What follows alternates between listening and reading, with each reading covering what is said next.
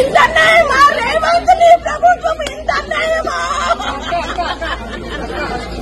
నీ కొడుకు ఓటేసిన నాయన నువ్వు ఉండాలే బాగుంటది అనుకున్నాం కానీ ఇంత అన్యాయమా? నాయన నా కొడుకు తప్పు కాదు, మీరు ఉండొచ్చు కానీ టైం ఇవ్వండి. ఓనర్స్ తప్ప, నా కొడుకు రూపాయి పెట్టింది నా కొడుకు తప్ప. నీది న్యాయమా చెప్పు? అవును, రెండుకున్న వాళ్ళకు టైం ఇయ్యా, సొంతం కట్టుకున్న వాళ్ళకు టైం ఇయ్యకు. రెండుకున్నాం కదా మేము, మాకేం తెలుసు ఇది దీంట్లో ఉంది అని మాకేం తెలుసు? అమాయకుడు నా కొడుకు రూపాయి కష్టపడ్డాడు. నా కోడలు ప్రెగ్నెంట్ ఉంది, ఒక్క 2 నెలలు టైం అడుగుతున్నాం. 5 ఏళ్ళకి ఇప్పుడు నీళ్లు పోసుకుందయ్యా నా కోడలు. నీ కొడుకు తెలుసు అన్న వంశం అంటే ఏంటి అనేది, పిల్లలంటే ఏంటని. మేము ఎంత కష్టం.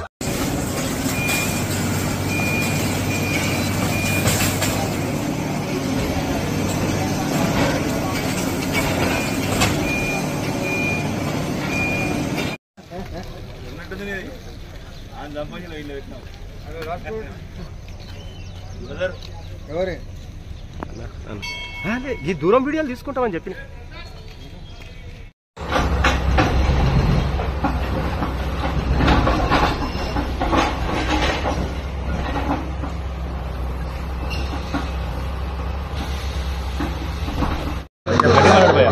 సార్ నాకు ఎలాంటి ఇన్ఫర్మేషన్ ఇవ్వలేదు, నాకు ఏమి ఇవ్వలేదు సార్. నాకు ఇన్ఫర్మేషన్ ఇచ్చింది ఏంటంటే నేను గవర్నమెంట్కు వ్యతిరేకం కాదు సార్. మా వైఫ్ ప్రెగ్నెంట్ ఉంది సార్. తను 7 months, నాకు 4 years తర్వాత నాకు మొట్టమొదటిసారి ప్రెగ్నెంట్ అవకాశం వచ్చింది సార్.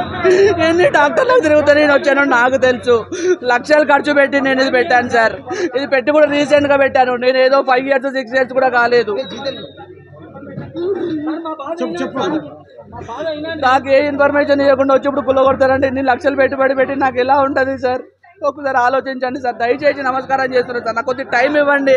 టైం ఇస్తే నేనే తీసేస్తాను సార్. నాకు అసలు గవర్నమెంట్ వ్యతిరేకంగా నేను ఏ పని కూడా చేయను సార్. నేను ఇక్కడ ఏది చేయట్లేదు, మంచి భోజనాలు సప్లై చేస్తున్నాను తప్పించి నేను ఏమీ చేయట్లేదు సార్. నేను భోజనాలు సప్లై చేస్తున్నాను. నేను ఏదో ఇక్కడ ఫ్రాడ్ చేసి అది చేసి ఏది కూడా చేయట్లేదు సార్. నేను ప్లీజ్ సార్ దయచేసి నాకు